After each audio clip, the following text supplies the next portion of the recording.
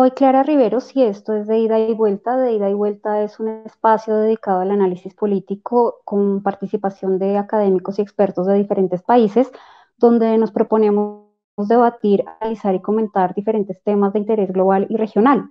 De Ida y Vuelta es un programa producido por Algrano Press de Fundamedios. Bienvenidos. Hoy vamos a hablar de las Naciones Unidas, de los organismos de Naciones Unidas que están encargados de eh, promover y defender los derechos humanos y de cómo y por qué algunos regímenes autoritarios y dictatoriales han llegado a instalarse en estas instancias. Para ello nos acompañan tres expertos en esta tarde. Tenemos en primer lugar a José Ayala Lazo. José Ayala Lazo es un reconocido diplomático ecuatoriano. Él posee títulos universitarios en Derecho, Economía, Derecho Internacional, Ciencias Políticas y Sociales de la Pontificia Universidad Católica del Ecuador, Federal del Ecuador y la Universidad Católica de Lovaina, en Bélgica. Ha sido embajador de Ecuador en Bélgica, Luxemburgo, la Comunidad Económica Europea y Perú. También se desempeñó como ministro de Relaciones Exteriores del Ecuador en las décadas de 1970 y 1990. Ha sido representante permanente de Ecuador ante las Naciones Unidas en Nueva York y representante de Ecuador en el Consejo de Seguridad de las Naciones Unidas. También presidió el Consejo de Seguridad en 1991 y en 1992. En este periodo también el embajador Ayala Lazo presidió el grupo de trabajo que examinaba la posibilidad de crear el cargo de alto comisionado para los derechos humanos y posteriormente se convirtió en el primer alto comisionado de las Naciones Unidas para los Derechos Humanos con la aprobación unánime de la Asamblea General. El doctor Ayala Lazo desempeñó este cargo durante 3 años, desde 1994 a 1997. Ha sido catedrático en el Instituto de Derecho Internacional de la Universidad Central. Ayala Lazo, bienvenido y gracias por acompañarnos en esta tarde. Buenas tardes, muchas gracias. Muchas gracias por acompañarnos. Tenemos también al embajador Fernando Petrella. Él es un diplomático argentino, abogado y académico de este país. Es magíster en políticas públicas internacionales de la Universidad Johns Hopkins. Ingresó al servicio exterior argentino hace 45 años. Ha sido diplomático en Italia. También ha estado en varias instancias de las Naciones Unidas y ante diferentes organismos de la Organización de las Naciones Unidas, así como ante la Organización de Estados Americanos. Dentro de la Cancillería ha estado en las direcciones de América del Norte, organismos internacionales y Europa Occidental. Ha sido vicecanciller, secretario de Relaciones Exteriores y representante permanente de la República Argentina ante la Organización de las Naciones Unidas. Durante 2018 y 2019 fue el director del Instituto del Servicio Exterior de la Nación Argentina. Ha sido profesor de la Universidad de Belgrano, donde también dirigió la maestría en Relaciones Internacionales y en el Instituto del Servicio Exterior de la Nación. Este año el embajador Petrella está dedicado exclusivamente al ámbito académico en las universidades argentinas. Embajador Petrella, buenas tardes y gracias por acompañarnos. Muchas gracias a usted, Clara, por su paciencia y por la devoción y dedicación a estos temas tan importantes y sensibles. Muchas gracias, embajador. Tenemos a nuestro tercer invitado, que es Ezequiel Podjarny. Él es un ciudadano argentino también, es internacionalista, es profesional en gobierno y relaciones internacionales, asociado de United Nations Watch en Buenos Aires. Es referente para América Latina de esta organización no gubernamental que tiene su sede central en Ginebra. Y esta organización es muy importante porque tiene como función el monitoreo y el desempeño de las Naciones Unidas en lo que respecta a la aplicación de los principios de la Carta de las Naciones Unidas. Esta organización no gubernamental fue creada en el año 1993 y desde 2013 es una organización totalmente independiente. Participa activamente en las Naciones Unidas como ONG acreditada con estatus consultivo especial ante el Consejo Económico y Social de la ONU y como ONG asociada al Departamento de Información Pública de las Naciones Unidas.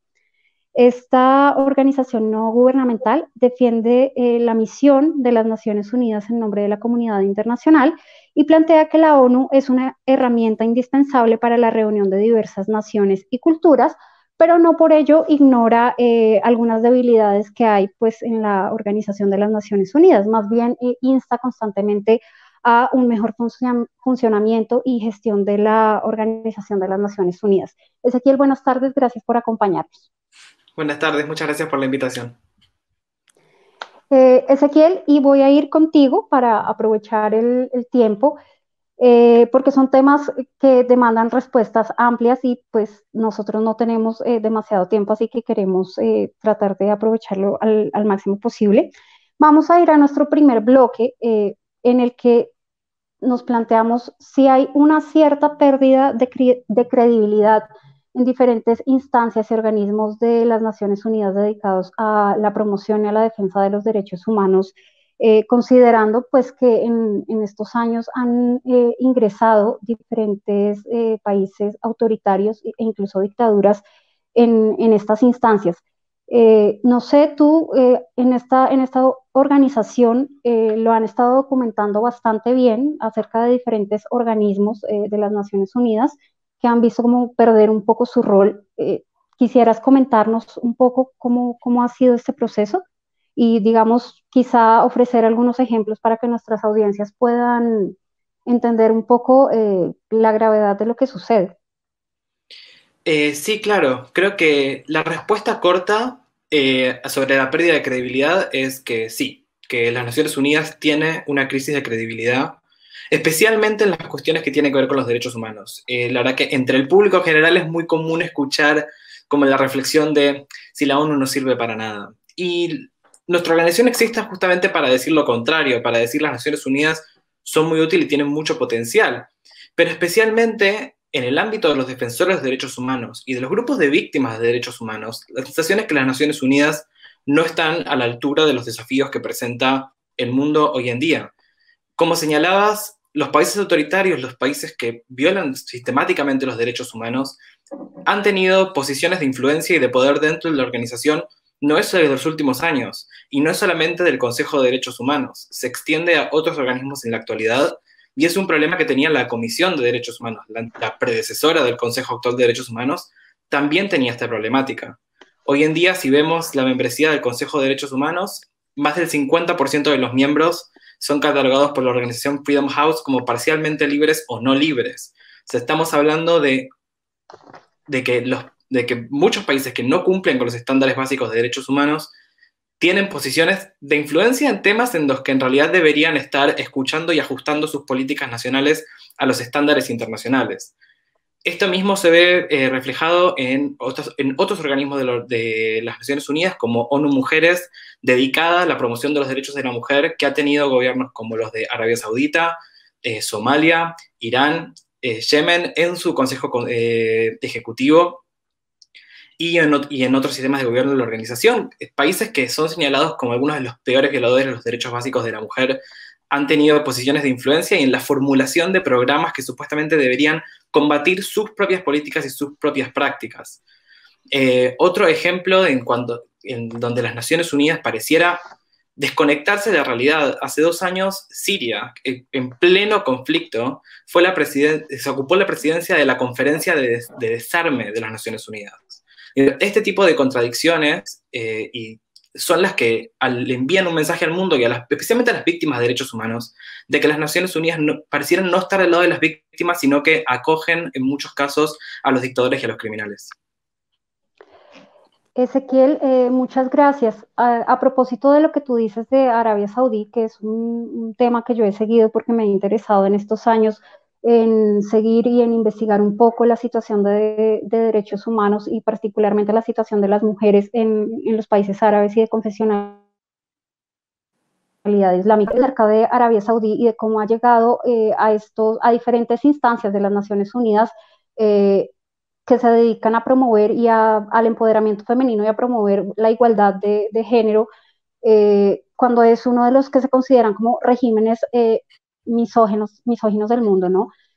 Había, sin embargo, una cuestión que es bastante llamativa y es que estos países no llegan solos al Consejo o a estas instancias que promueven en el caso de la mujer, pues los derechos de la mujer y el empoderamiento.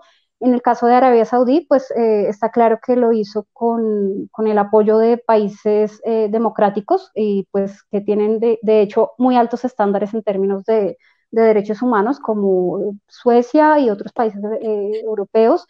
También estaba Irlanda, también estaba Bélgica, y lo que argumentaban estos embajadores y diplomáticos de países europeos que apoyaron a Arabia Saudí en su momento, era que tenían que dialogar con regímenes con los que no comparten las mismas ideas.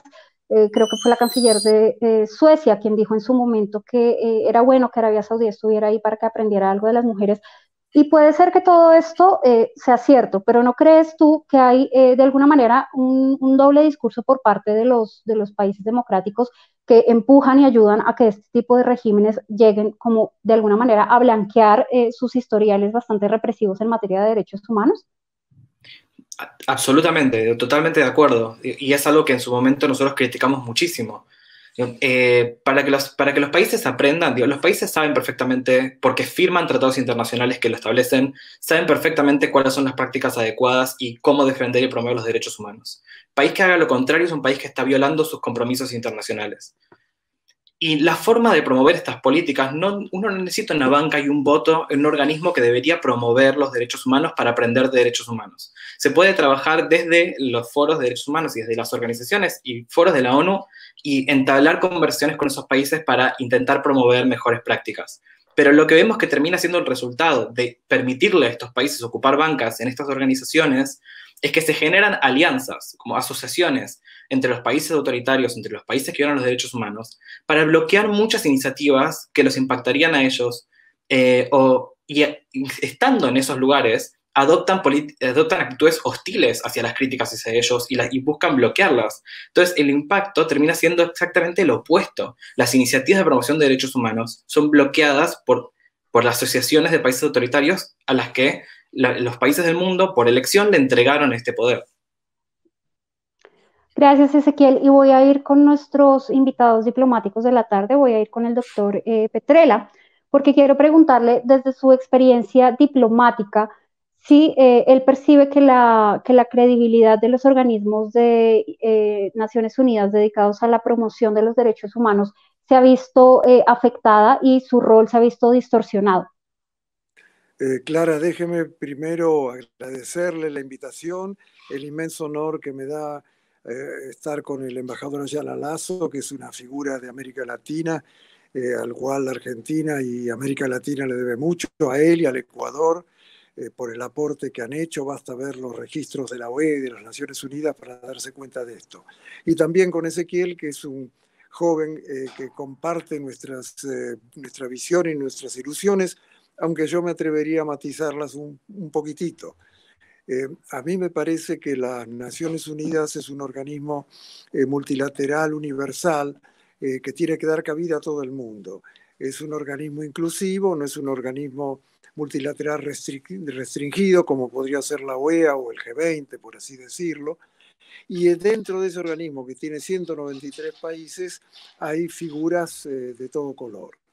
Los valores del liberalismo internacional, los valores de los derechos humanos que todos nosotros compartimos, no necesariamente son vistos exactamente de la misma manera que pueden serlo por todos los demás países.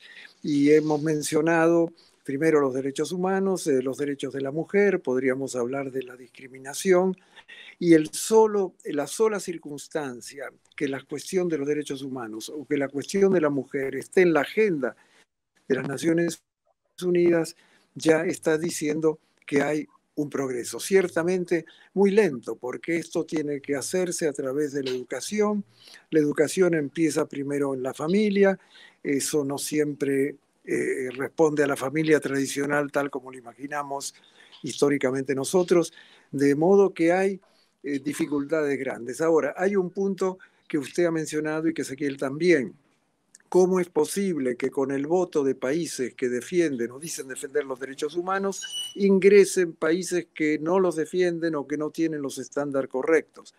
Y ahí hay una diferencia entre lo académico y lo práctico o lo burocrático, digamos. Cuando uno está sentado en un cargo ejecutivo en una cancillería, antes de dar su voto tiene que pensar cuál es la relación bilateral con ese país, cuál es la relación o los intereses más indirectos que puede tener con ese país, cuál es la capacidad de con el voto negativo de uno, con la abstención, se pueda bloquear el ingreso de ese país, y cuál es la capacidad que tiene ese país de conseguir los votos y conseguir lo que quiere.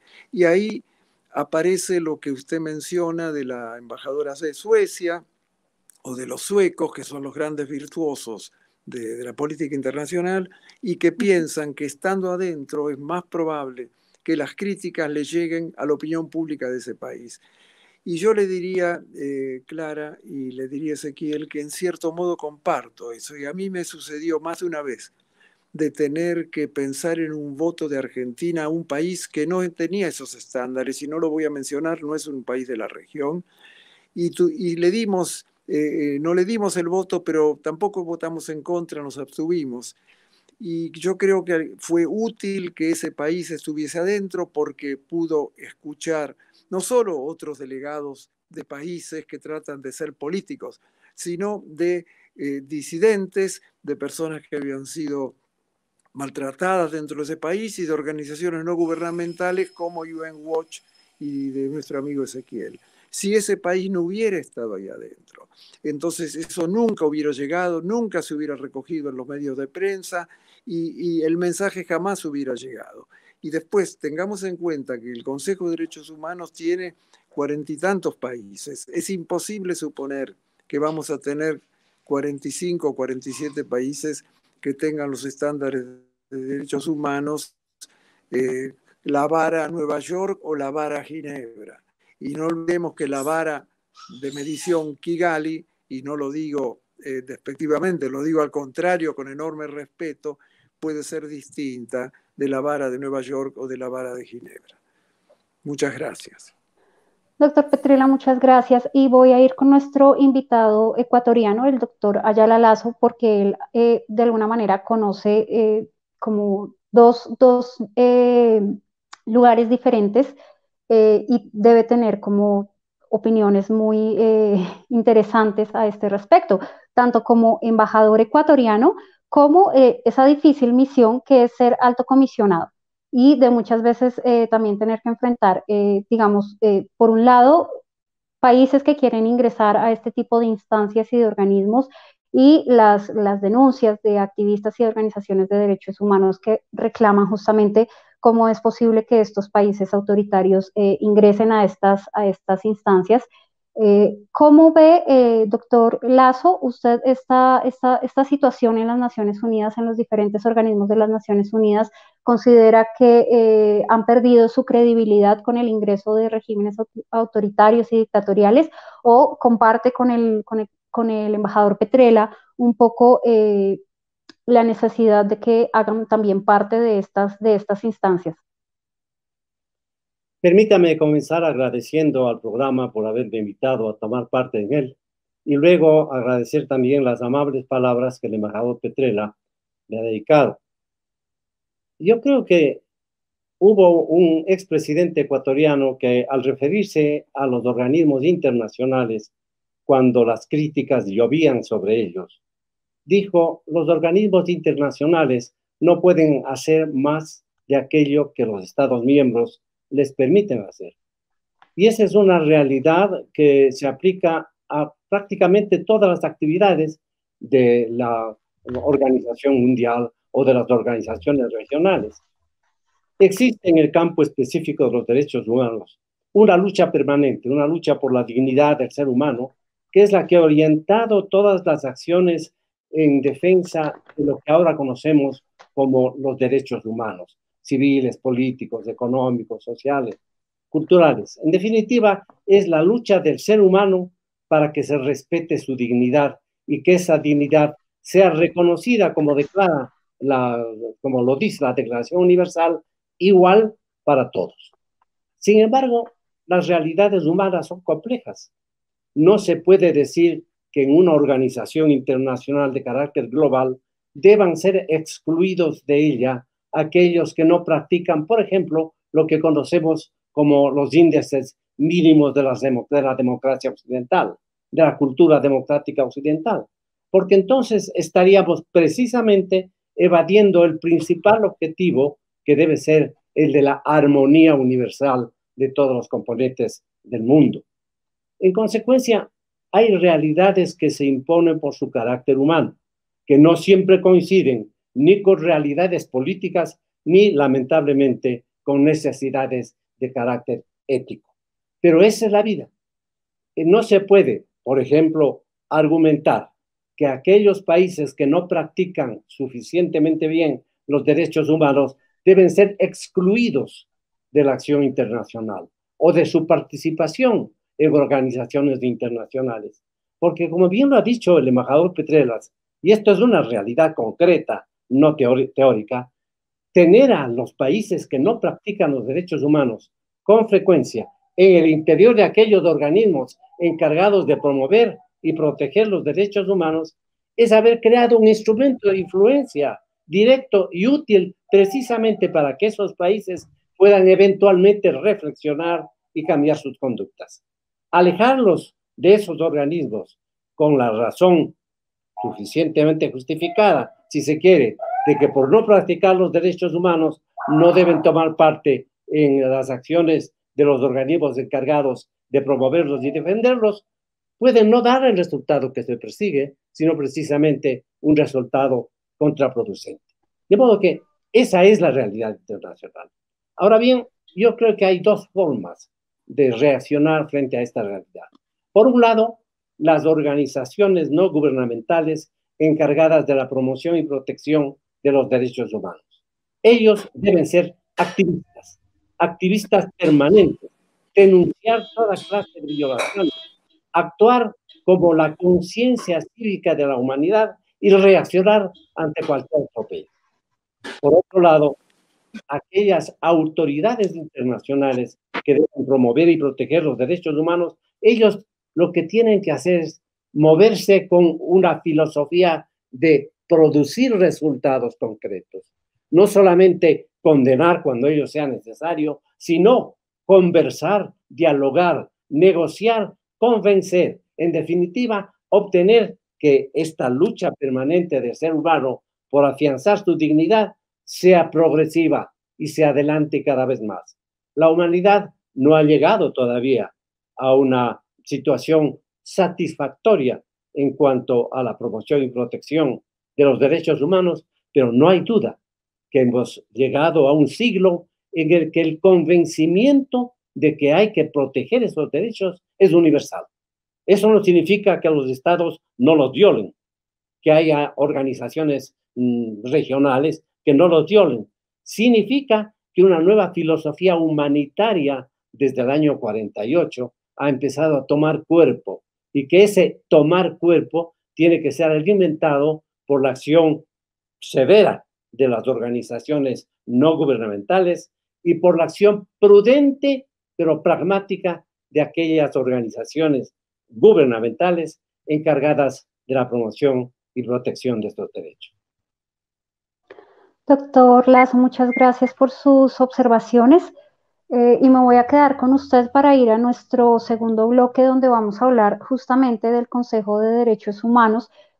Vamos a hablar de su rol y de su función y me gustaría, pues ya que usted ha estado muy cerca de todo este proceso, que nos pueda hacer unos comentarios al respecto sobre ese rol y esa función, porque yo entiendo que el Consejo vino a sustituir la Comisión de Derechos Humanos, que justamente en su momento también estuvo muy cuestionada, porque los países miembros no cumplían con los derechos humanos que iban a defender en esta comisión.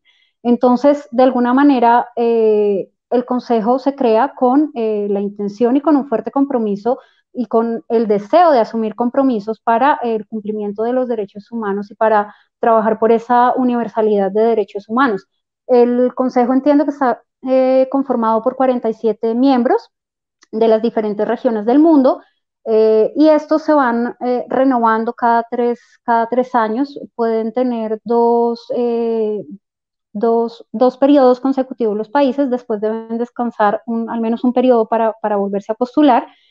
Y pues por esto vemos como de alguna manera que están muy presentes regímenes muy cuestionados que descansan el periodo que obligatoriamente deben descansar y luego vuelven a postularse y vuelven a ser electos.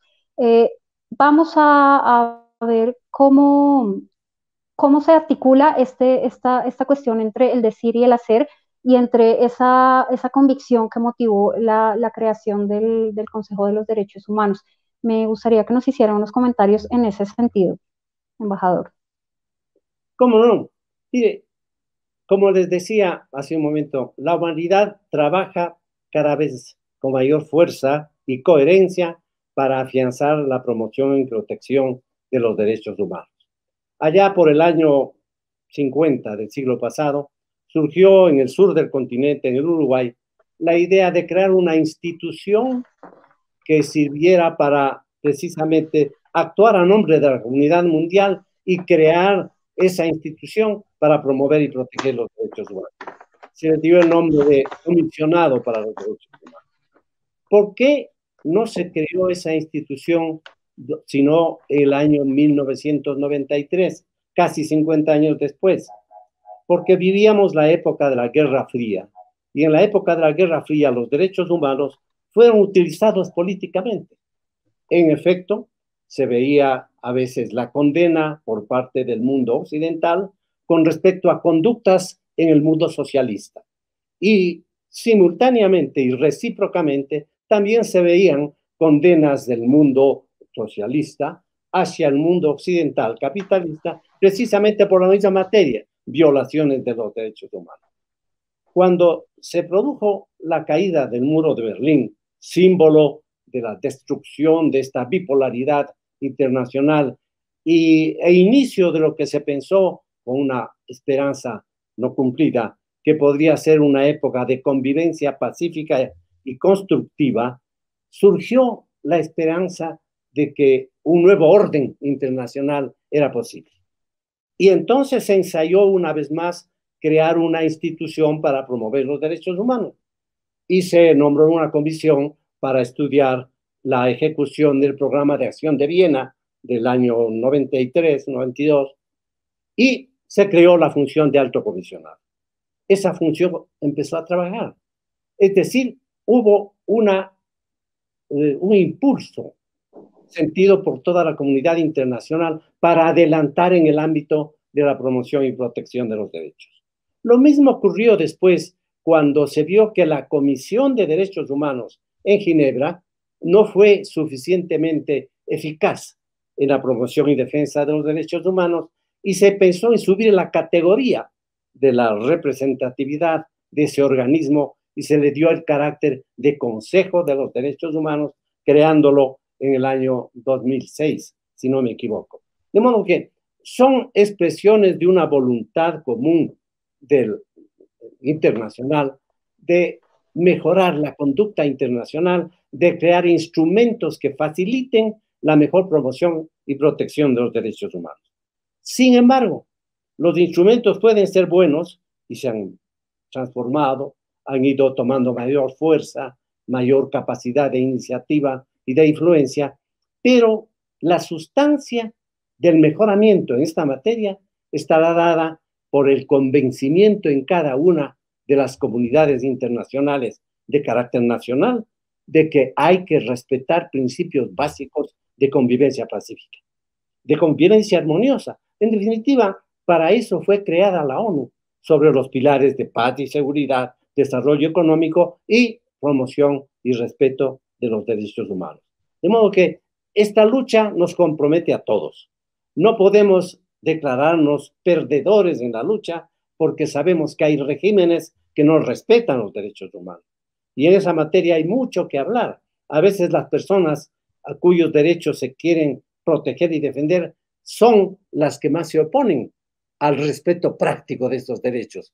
Yo le contaría algunas anécdotas de mi actividad cuando fui a algunos países del continente africano con este mensaje. Pero en todo caso, lo importante es que en este siglo se hable cada vez más de la protección e importancia de los derechos humanos, de la supraconstitucionalidad de las normas que protegen y defienden los derechos humanos, aun cuando se sepa que débiles como somos los integrantes de la naturaleza humana, de la comunidad humana, haya violaciones, como va a seguir habiéndolas, ojalá cada vez menos notorias y menos frecuentes. Doctor Lazo, en esa observación que usted plantea, puedan entender un poquito mejor de que muchas veces son estas personas que son sujetos de protección y, bueno, por las cuales se plantea la defensa de los derechos humanos, terminan oponiéndose a estos derechos. ¿Usted lo plantea desde un enfoque de una perspectiva a veces cultural o religiosa, si le entiendo bien, o era en otro sentido que lo está planteando? Bueno, hay una serie de factores que influyen: tradiciones, cultura general, carácter religioso. Yo le puedo decir, por ejemplo, que en visitas que yo hice a algunos países, no mencionaré cuáles, me encontré con que ejercía funciones ministeriales en materia de promoción y protección de derechos humanos una dama que había estudiado en las mejores universidades europeas y a quien yo conocía en Ginebra, que era una de las más ardientes protectoras de los derechos humanos.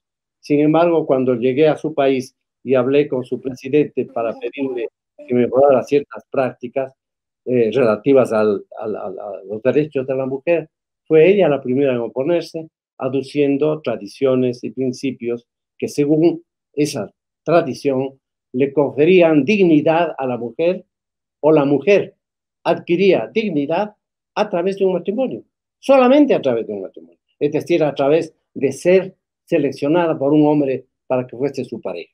De modo que he allí como una persona de gran cultura, de gran conocimiento universitario, en el ejercicio del poder, se dejó llevar por tradiciones que contradecían toda su formación cultural. Sí, yo entiendo lo que usted plantea porque yo también lo he visto de cerca varias veces en los últimos años. Voy a ir con el embajador Petrella, quien nos puede aportar su mirada como diplomático y de hecho quien ha estado como diplomático ante las Naciones Unidas para que nos dé su opinión y su lectura si hay un sinsentido en que estos regímenes que violan sistemáticamente los derechos humanos puedan acceder al Consejo de Derechos Humanos e incluso, bueno, ser reelectos en múltiples ocasiones como estamos viendo y entiendo que tiene una posición clara desde la persona que está ahí en el hacer de la política exterior de un país, que no es algo sencillo posicionarse frente o en contra de otro país, pero ¿cómo logramos impulsar verdaderamente que el Consejo de Derechos Humanos no pierda el rol para el que fue creado en aras de mantener una buena relación bilateral con los países que son tan cuestionados en materia de derechos humanos, embajador? Mire, Clara, primero adhiero completamente a lo que ha dicho el embajador Ayala Lazo, y las palabras de él espero que sean claramente registradas por usted, que se llama Clara, y por Ezequiel, que son las personas jóvenes y que tienen que heredar todo este tipo de tendencia que se ha venido creando y que el embajador Ayala Lazo ha descrito también. Mire, yo lo que creo es que primero aceptemos que hay un gran progreso, aceptemos que América Latina ha hecho un aporte extraordinario al progreso de los derechos humanos y de la paz. Recordemos el libro de Javier Pérez de Cuéllar, sus memorias, donde tanto en el prólogo como en las conclusiones él llega al concepto de que hay que defender los derechos humanos y que incluso el sacrosanto, así lo describe, principio de no intervención, debería ser atemperado cuando se sabe que hay violaciones de derechos humanos en determinados países. Y anotemos también a Kofi Annan, que ha escrito libros sobre la intervención, y anotemos también el concepto de responsabilidad de proteger, que fue elaborado también por las Naciones Unidas y que tiene un sentido de proteger a los derechos humanos. Ahora, usted me lleva al tema complicado de las elecciones y de la renovación de miembros en el Consejo de Derechos Humanos. No vamos a hablar de los candidatos que hay en este momento.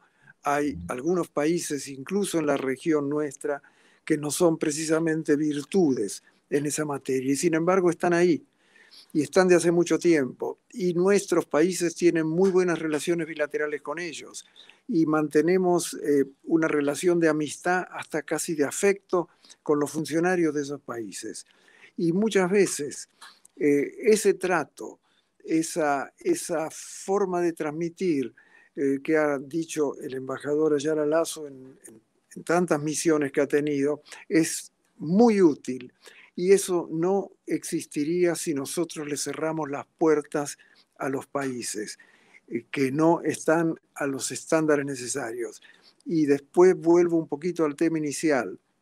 Como ha dicho el embajador Ayala Lasso, las Naciones Unidas se crearon para ser universales. Hoy tienen 193 países.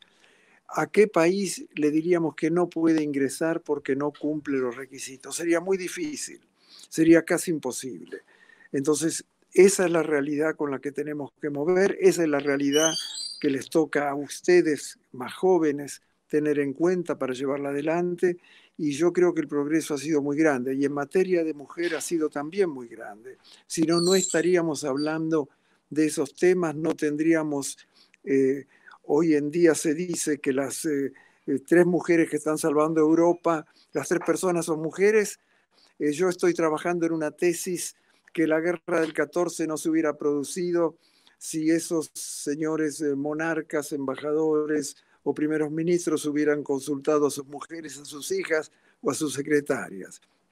Entonces, hay un progreso, hay un reconocimiento del rol de la mujer, claramente. ¿Existía ese reconocimiento 20 años atrás, 30 años atrás? Me parece que no.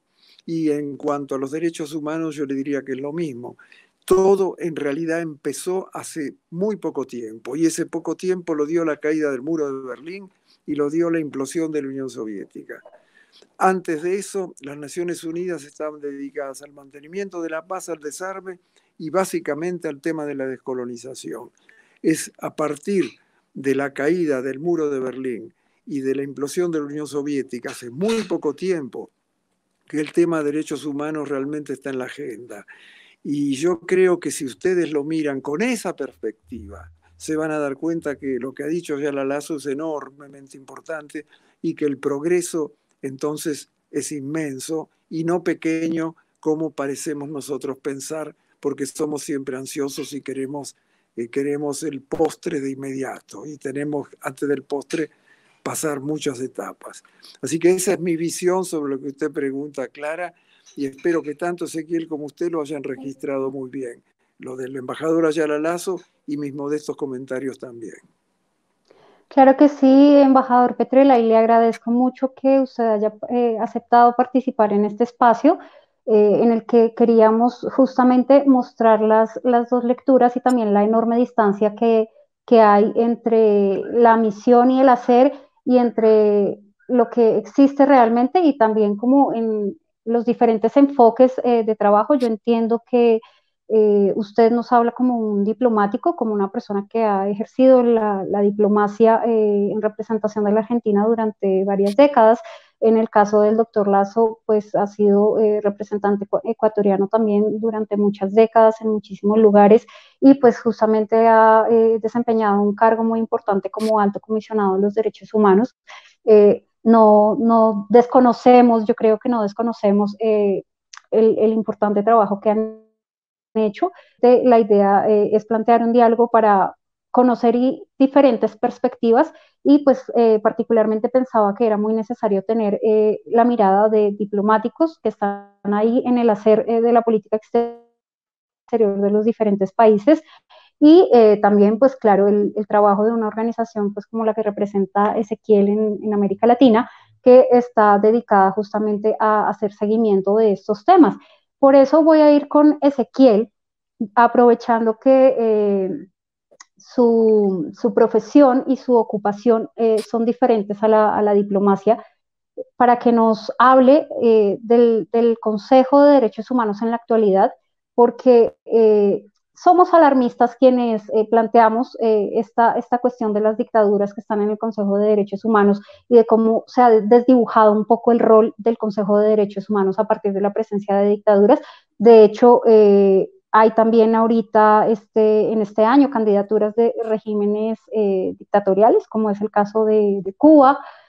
También está Arabia Saudí, creo, nuevamente quiere ser parte, pero también en los que han sido electos en años anteriores que terminan su misión en 2021 tenemos a Venezuela, tenemos a otros países de Asia y de África con historiales bastante problemáticos en materia de derechos humanos. Ezequiel, háblanos un poquito de esto, por favor.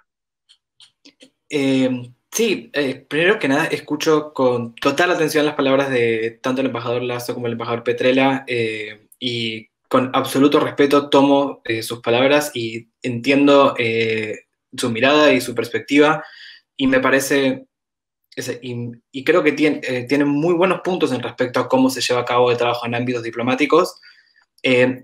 Voy a tomarme el atrevimiento, aún con un currículum bastante menos extenso que el de ambos, de diferir en algunas cuestiones. En primer lugar, coincido, y desde UN Watch coincidimos totalmente en que no puede existir que alguien sea excluido de las Naciones Unidas, que de por sí tiene que ser un organismo global en el que todos sean miembros.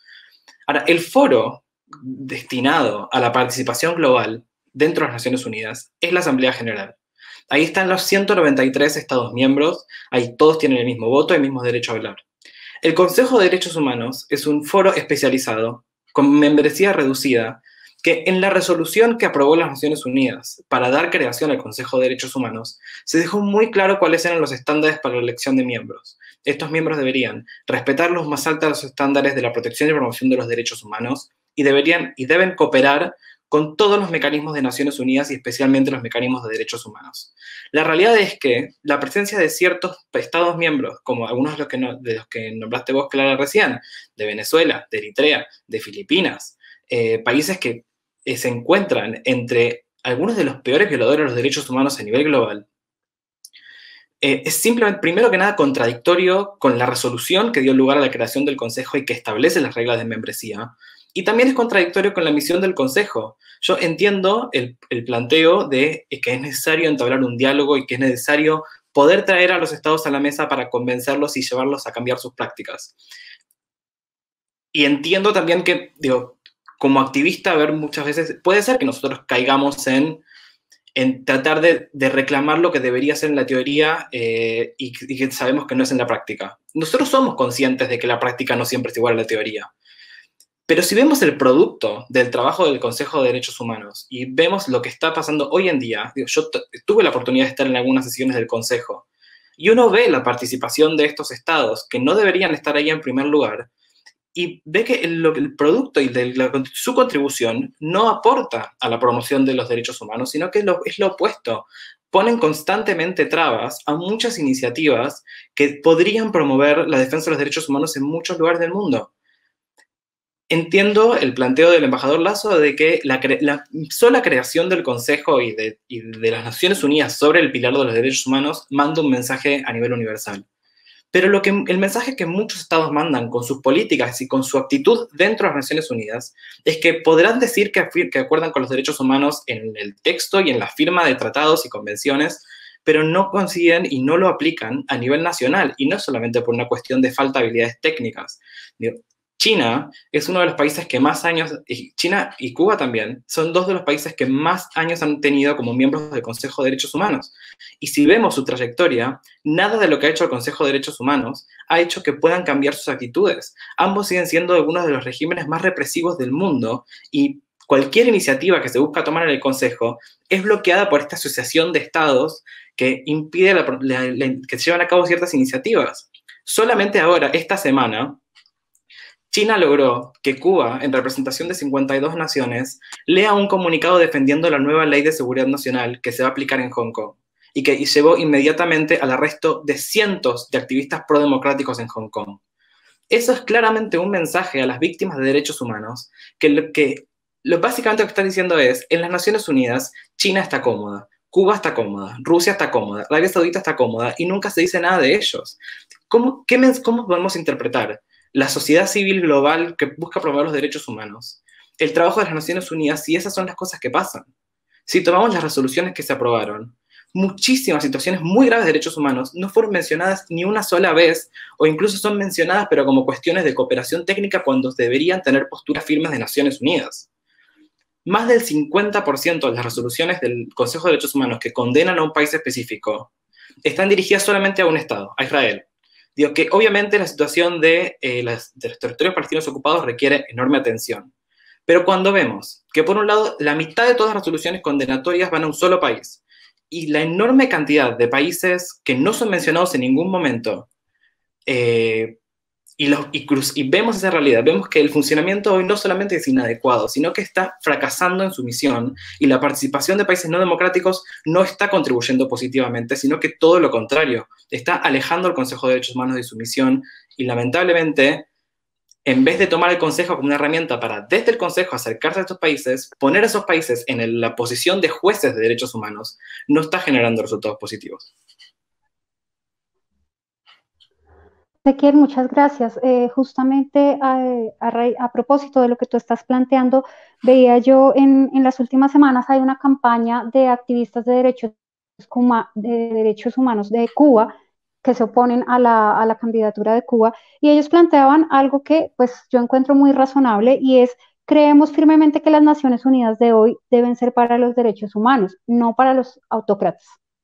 Es como un llamado a justamente que cumpla el rol el Consejo, su rol y su función el Consejo de Derechos Humanos.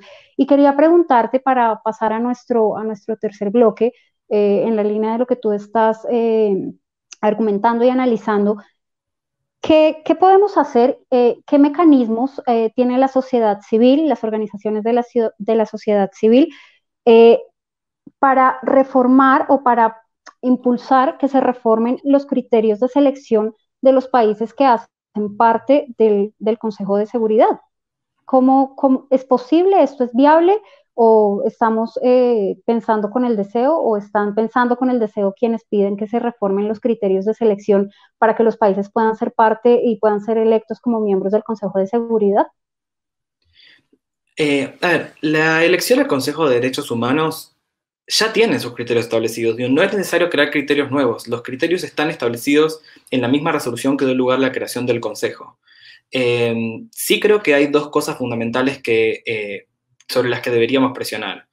Que una de ellas es, primero que nada, tomo las palabras del embajador Lasso en que activistas, me incluyo en ese grupo, debemos denunciar constantemente, no solamente las violaciones de derechos humanos, sino lo que hacen los países que violan los derechos humanos en ámbitos como el Consejo de Derechos Humanos. Tenemos que denunciar que su participación no es productiva, sino que buscan encubrirse a ellos mismos y a sus aliados. Que eso es lo que está pasando. Por otro lado, una reforma que la tomo del Centro para la Apertura y el Desarrollo de América Latina, que la formuló y que desde UN Watch apoyamos, que es que una herramienta que sí debería transformar las Naciones Unidas es eliminar el voto secreto de miembros del Consejo de Derechos Humanos. Y no solamente a eso, sino también la elección de otros organismos también, como ONU Mujeres, todos los que lidien con cuestiones de derechos fundamentales. Esto lo tomo un poco por lo que hablábamos al principio, que es que países democráticos, que como países democráticos que son, le rinden cuentas al público y a sus ciudadanos, pueden votar. Como el voto es secreto, nunca se sabe exactamente qué países votaron a cada uno. A pesar de que podemos pensarlo, hacer conjeturas y algunas cosas se filtran, no hay un registro de cómo vota cada país a los miembros. Y hacer que se deje ser un voto secreto es una forma de presionar a los países que sí son democráticos para que voten con conciencia a la hora de elegir nuevos miembros para el Consejo de Derechos Humanos.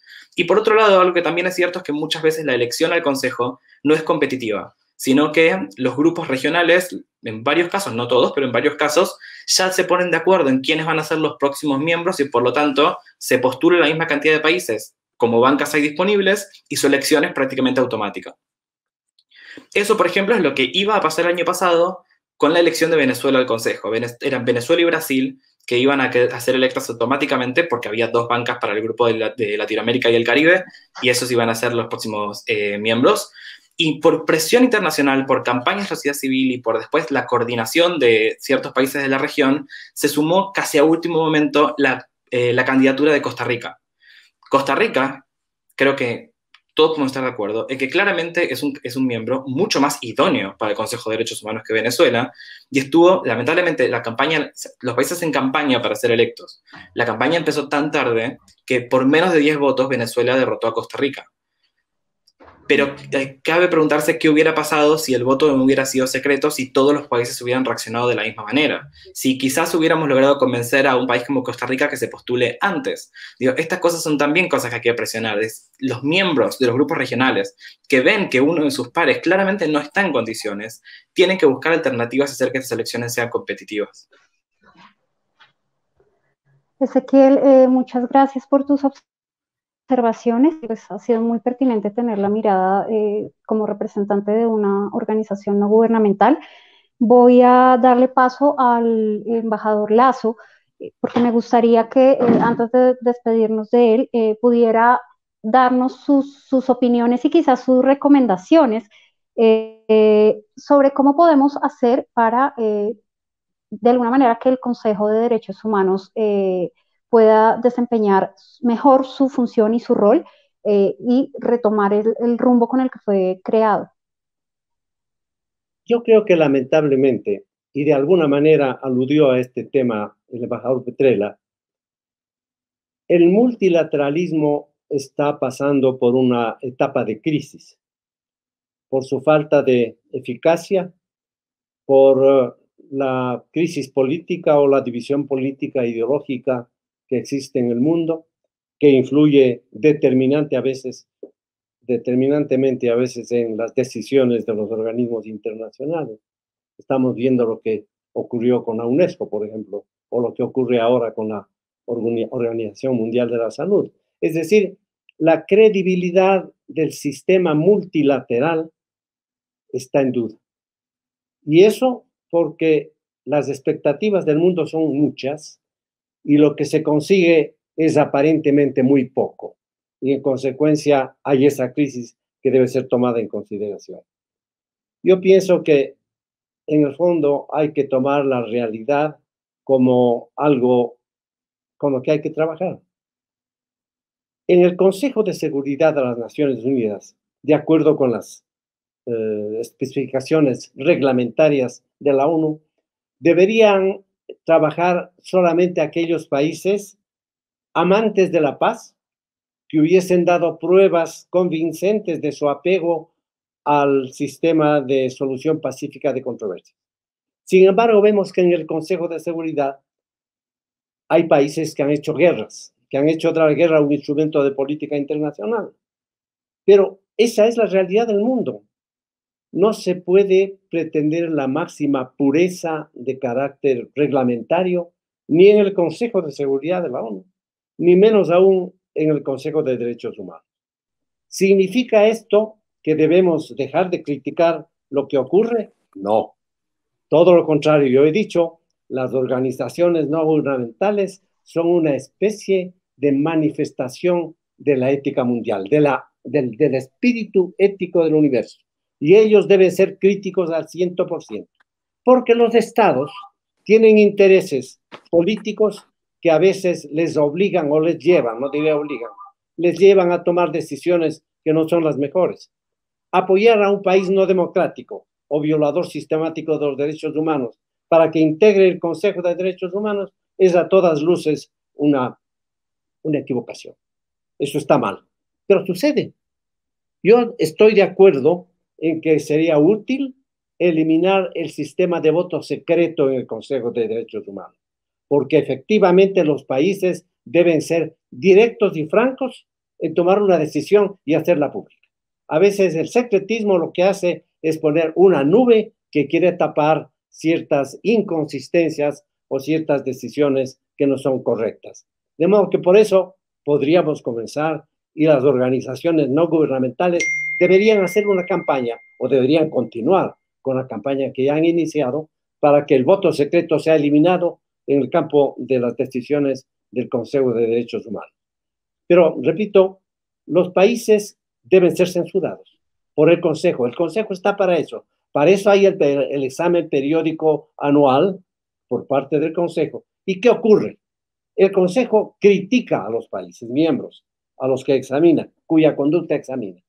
Y los países miembros tienen la obligación, yo diría política, y el derecho, por supuesto, de defenderse. Entonces allí ocurren cosas que son aparentemente inexplicables.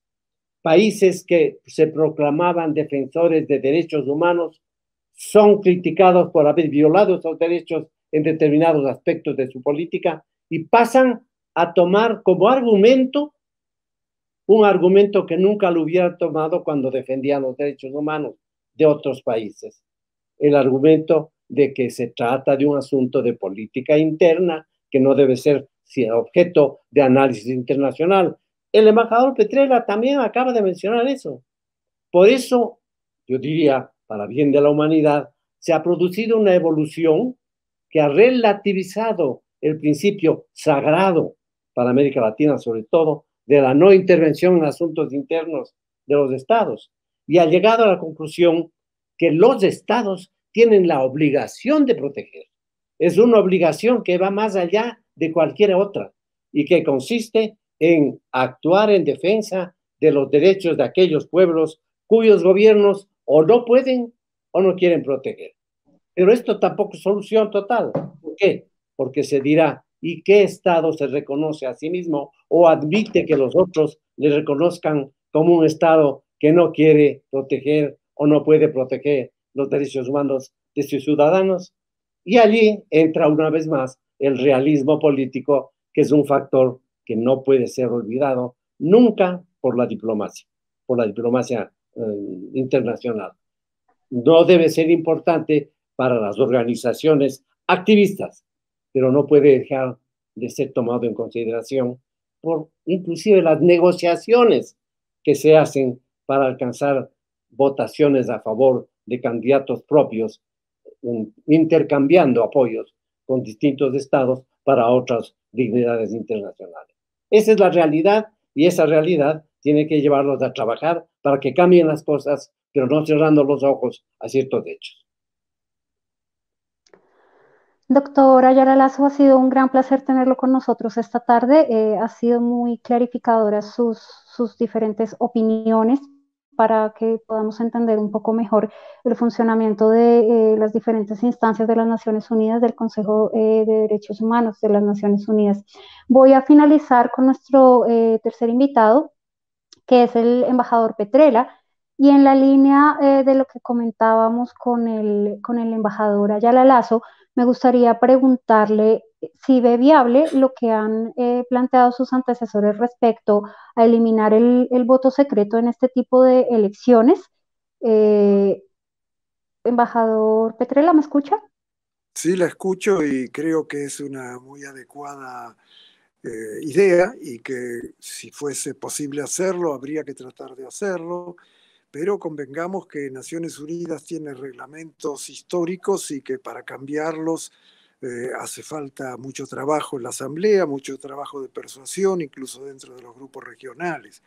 Pero si usted me permite, yo quisiera realmente, Clara, dirigirme básicamente a Ezequiel y a usted, porque el embajador Ayala Lazo es un monumento en materia de derechos humanos y en materia de política internacional, y el convencimiento de él no hace falta robustecerlo porque está absolutamente incólume. El solo hecho que la resolución de creación del Consejo de Derechos Humanos tenga los conceptos a los cuales se refirió Ezequiel ya implica un gran progreso. Todos los países votaron porque hay que mantener los altos estándares. Ahora, fijémonos el tiempo que llevó la esclavitud, el tiempo que llevó la descolonización, el tiempo que llevó el empoderamiento de la mujer, las idas y venidas en materia de desarme. Ese es el ritmo. Pero por otro lado, la tarea de los organismos no gubernamentales es fundamentalmente la que ha dicho Ezequiel, la que le ha dicho el embajador Ayala, es decir con toda claridad aquello que los países por razones políticas no pueden decir. Y el hecho de tener a los países supuestamente o comprobadamente violadores de los derechos humanos en los organismos permite que los disidentes se refieran, permite que la prensa lo registre, permiten que el público lo registre. Y eso no sería posible si ellos no estuviesen ahí. Y como una nota casi, le diría, conclusiva de aliento, yo les diría que hace pocos días tuve que hablar con el alto comisionado de Naciones Unidas para Refugiados.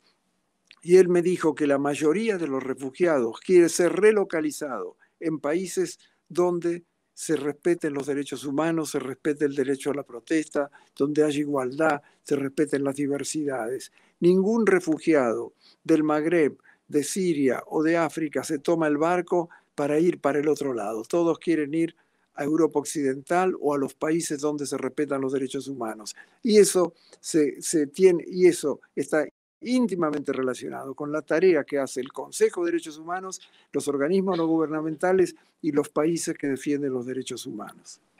Embajador Petrella, muchas gracias. Por supuesto que sí, seguimos con mucha atención y con mucho interés el panorama y la actividad de las Naciones Unidas, de los organismos dedicados a la protección y a la defensa de los derechos humanos, del empoderamiento de la mujer, de la igualdad de género.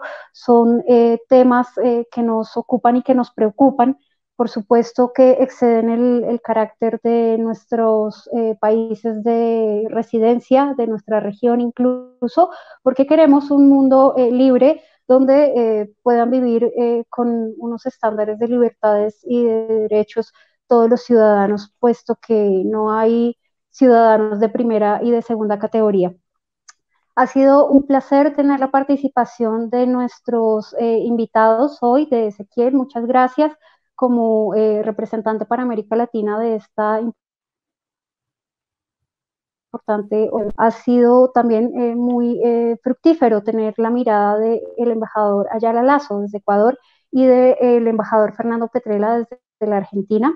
A ustedes gracias por acompañarnos y por seguirnos. Esperamos vernos en una próxima emisión para ver qué está pasando en algún otro lugar del mundo. Y no olviden seguirnos en nuestras redes sociales y en nuestro canal de YouTube.